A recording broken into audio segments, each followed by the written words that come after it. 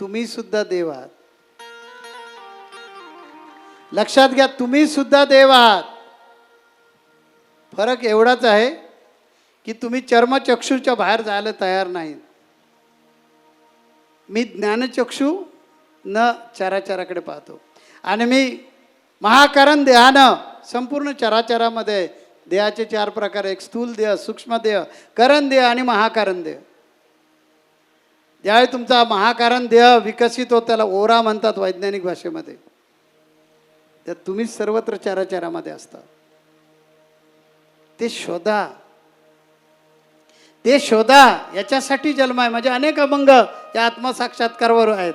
कारण माझा मुळात सिद्धांतच आहे गुरु तत्वप्रधान आत्मसाक्षात्कारवाद, की तुम्ही संपूर्ण चराचरामध्ये तुम्हीच आहात. फक्त वेगवेगळे ड्रेस बदलून आलेले आहात. आणि तुमच्यामध्ये रजोगुण तमोगुण असल्यामुळे तुम्ही भेदाच्या भिंती उभ्या केलेल्या आहेत. त्यामुळे तुम्हाला दिसतं, भेद दिसतो. नदीमध्ये उभं राहिल्यानंतर एका बादलीत पाणी घेतलं तर 2 पाणी वेगळे दिसतात. एक खाली असलेलं पाणी ज्याच्यामध्ये तुम्ही उभे आहात ते, आणि त्याच नदीतलं बादलीमध्ये घेतलेलं पाणी ते, दोन्ही वेगळे वेगळे असतात.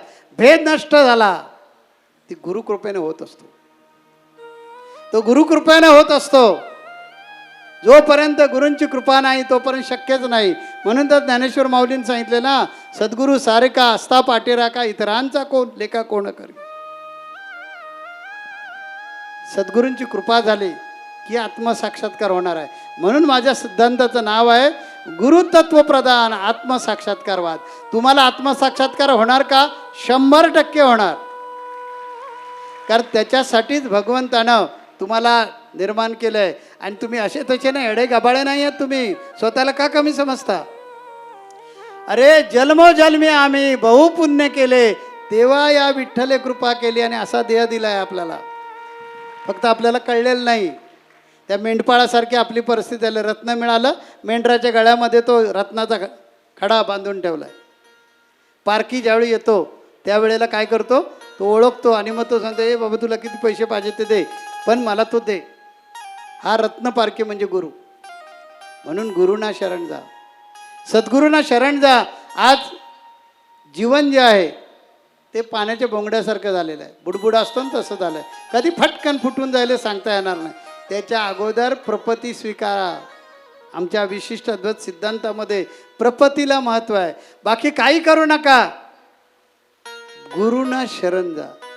खऱ्या सद्गुरूचा शोध घ्या.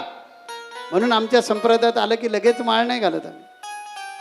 3 वर्ष मला चेक कर.